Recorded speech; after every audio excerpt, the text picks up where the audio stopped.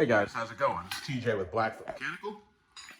Just in my previous video about my work truck, you've seen how I had a lot of Packouts sitting there on the deck storage on a cargo glide in the back of my truck. I figured I'd do a video about what I carry in each one of these Packouts and what I use it for.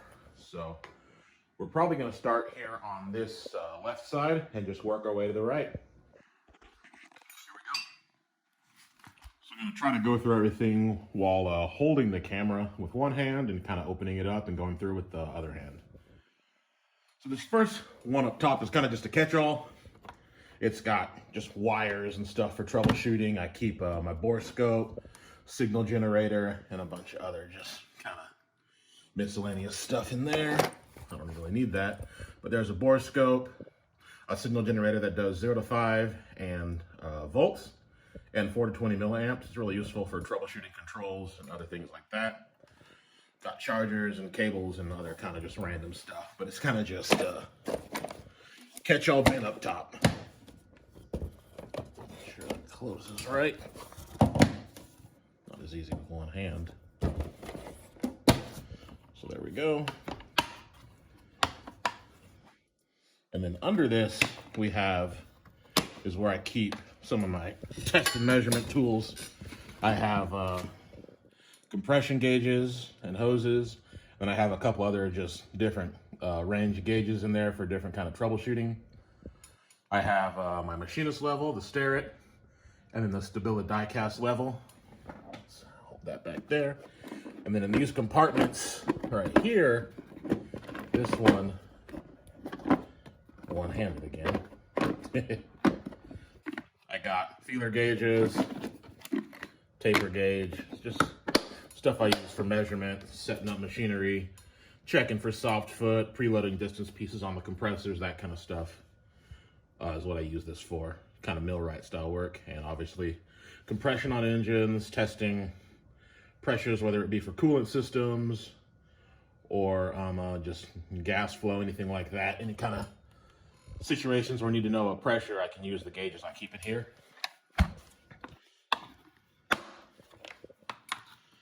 And below that is more of my measurement tools. Let's see if that stays put. Oh, it did. Sweet. All right, so actually, you know what we're gonna do? I'm gonna blow this up real quick. So give me a quick second and then I'll spread this out and show you what I'm carrying in here. All right, so I'm actually glad I took the time to get everything out because that would have been annoying with one hand. But this is all the stuff I use to measure and set up the machinery I work on, whether I'm doing bearing clearances, rod run out, alignments, soft foot, what else there? Backlash, thrust, any kind of precision measurements I need to make on the machinery I work on. This is some of the tooling I use. So I got 2 magnetic bases here, and I got 3 Starrett dial indicator kits. I love the Starrett stuff. And then I have a Minutoyo caliper and a digital caliper and a digital 0 to 1 mic. I have these dials. They're 1-inch travel. They operate in just thousandths of an inch. Everything I do is pretty much in thousandths of an inch. And they have magnetic backs. I got 2 of those. I got a point mic for measuring just kind of hard to get to diameters. A lot of times I'm measuring the thickness of bearings, whether it be on engines or compressors. I have another cheap caliper that I've just been kind of floating around with me. It's a Fowler. And then I have my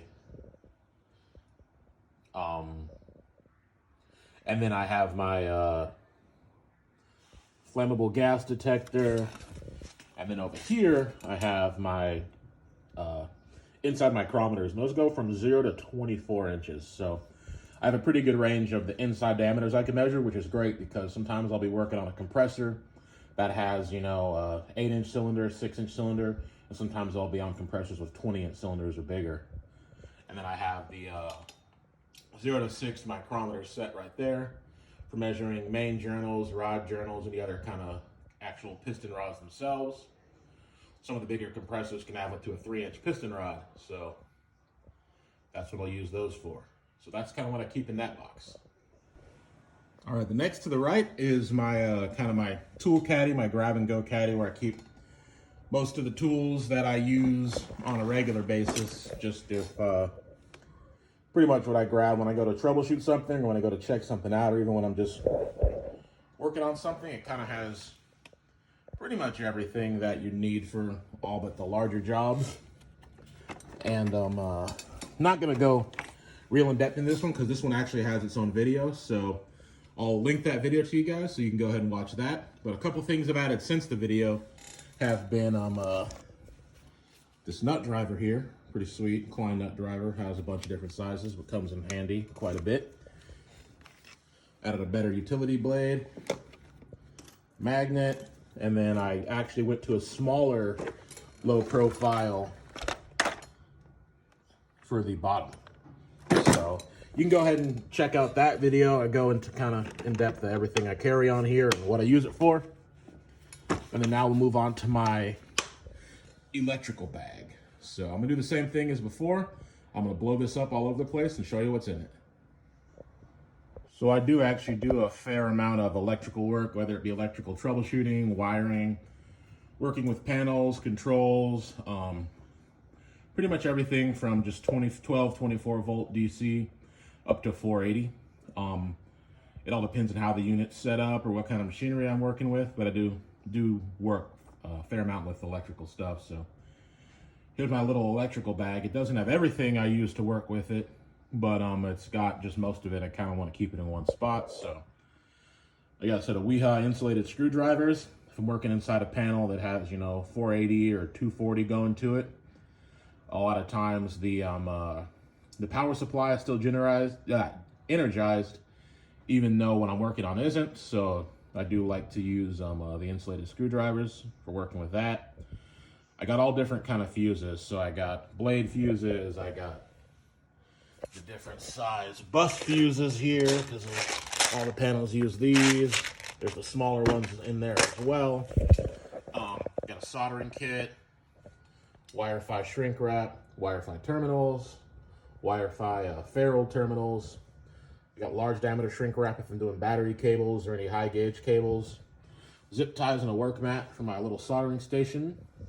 I got a crimper and a cable cutter for doing cable connections and end terminations. I have this is a micro file set. This is diamond round files. It's for cleaning out the female sides of Canon plugs. If there is any corrosion inside the Canon plugs or electrical connectors, a lot of times you're going to get a lot of electrical gremlins there. So I found out that that's one place to look when you're troubleshooting, and these files are really good for cleaning that out. I got switches, potentiometers for different resistances. I use those for a number of things. I got the larger terminals for larger gauge wire. And I also have the Wi-Fi crimping kit. So it'll do ferrules, it'll do all different gauge wires. It's really sweet. It wasn't really too expensive. Forget how much it was, but I love that thing. And then here I got just my miscellaneous odds and ends. I got spoons for taking apart connectors. I got extra connectors for different purposes. Electrical switches, flux for soldering. That's what I keep in there. And that all goes to that bag. All right, so now we're going to go through the remaining pack outs. This one should be a little quicker because some of the stuff I don't have to blow up the entire bag or box to show you what's inside. So this one has kind of become my toolbox. Watch out, big guy. This one's kind of become my toolbox just to catch all the just the small miscellaneous stuff that doesn't have a blow mold case, doesn't have a home, and just needs a place to live and stay organized. So this top one is kind of a ragtag assortment of stuff here. But in the middle I got extensions and drives and that sort of thing that I don't have a blow mold case for. I have my crow's foot attachments, metric Allen keys, assorted wrenches that I use for different things. I use these small thin tappet wrenches for my air tools. The collets on my air tools, they work really well for that. Got just a bit of metric stuff. Most of everything I work with is standard or fractional. So, but I do keep a fair bit of metric because you never know when you're going to run into it. A lot of times we do. It just all depends on what we're working on that day. I mean, a lot of the bigger units will have all of it. They'll have metric, standard. They'll have a combination of everything. So you kind of got to carry a lot. But just sockets that don't have a home. I have a big tap and die set, but I keep 1/4 20 and 3/8 16 ready to go because those are really common bolt sizes I'd have to deal with, whether I have to chase threads or tap them or do whatever. But then I got swivels, adapters, extensions, all kind of random stuff that's come to live here. I got extractor, center drills, some carbide burrs. Just this drawer is kind of a catch-all. I got utility knife blades, center punch, box cutter blades, scraper blades. It's just kind of the bastard drawer, if you will, that everything kind of lives at. So I got this really cool 1/4 inch universal joint, so pretty sweet. That's from Gray Pneumatic. We'll go to the next one down, kind of the same way. It's the same drawer, just a little bit bigger stuff in here. So when we open this up, I got screwdrivers, tin snips. Those are channel lock screwdrivers. They're disgustingly dirty from rattling around on all the lease roads, but got channel lock screwdrivers, tin snips to that. There's a pair of wire strippers, seal puller. Again, large kind of stuff that doesn't have a home or a case comes to live in here. It's basically my little toolbox. It's nice though because everything stays put. I had a cheap toolbox with drawers and stuff would rattle around, fall down to the drawers, fall down to the bottom, get mixed up and lost. Even on the rough lease roads I drive on, this setup keeps everything in place. But I got punches and chisels for my air hammer and just manual hammer strike ones in there. And then same thing in here. I got punches, chisels, center punches, pin punches, drift punches, all that stuff. I also got a bunch of hole punches for gasket making. A lot of times I do make gaskets. Just have to make custom gaskets if you don't have one out in the field or if you can't get one. I keep a bunch of gasket material on the truck. I'll make a gasket if I need to. Here's more extractors, O-ring picks. This is my little side air connection if I ever have to hook up to station air at one of the stations I'm working at, so I'll have air. This is a really nice tubing cutter, rigid, heavy duty, but I love this thing. And then just air fittings too. I run a Milton H style air fitting. A lot of people run the basic small 1/4 inch style. So I have adapters to run their tools on my air hoses or run my tools on their air hoses. There's the smaller fitting. And then I have just extra hose fittings and that kind of stuff in there if I got to plumb something up to purge something with air or pressure something up. We do a lot of work with just compressed air, just using it for troubleshooting or other activities. So I keep a lot of air fittings and adapters on hand ready to go. And then, oops, the very bottom drawer is a lot of my compressor specific tooling here. So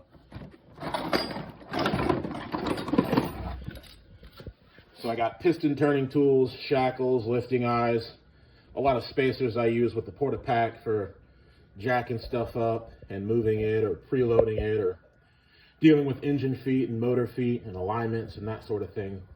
That's what those spacers are used for standoffs between whatever Porta-Pack hydraulic cylinder I'm using and whatever I'm moving with the cylinder.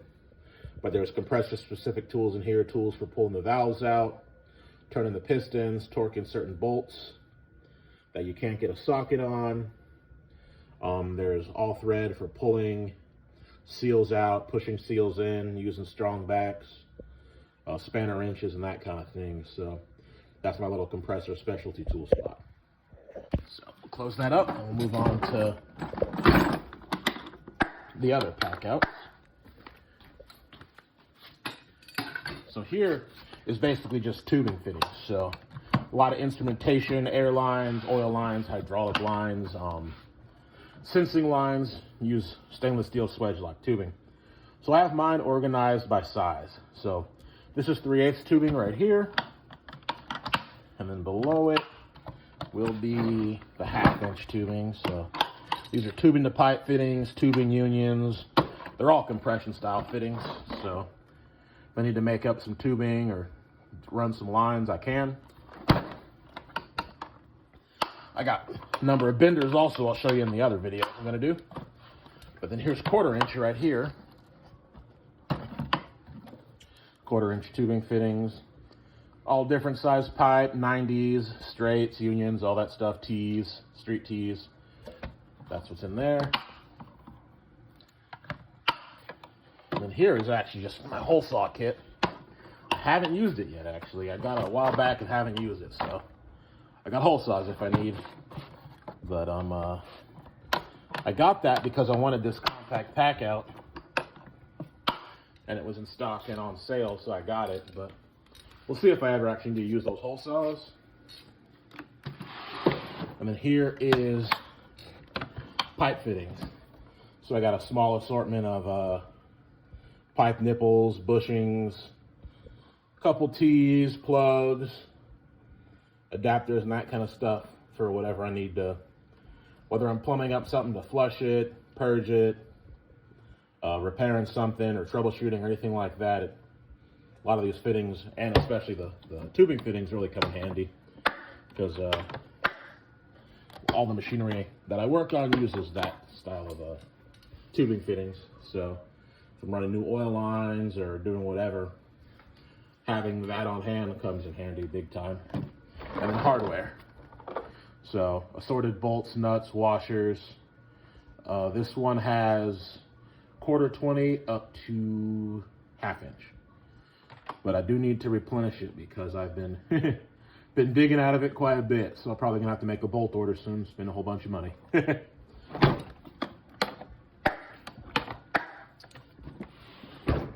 yeah, that's it. That is what I keep in all my Packouts. I apologize for the change in orientation, but I'll get the video edited up as best I can, so it's not too much of a pain to watch. But thanks for watching, and I'll be sure to catch my other videos about what else I carry on the truck. This has been TJ with Black & Mechanical. Thank you guys for watching.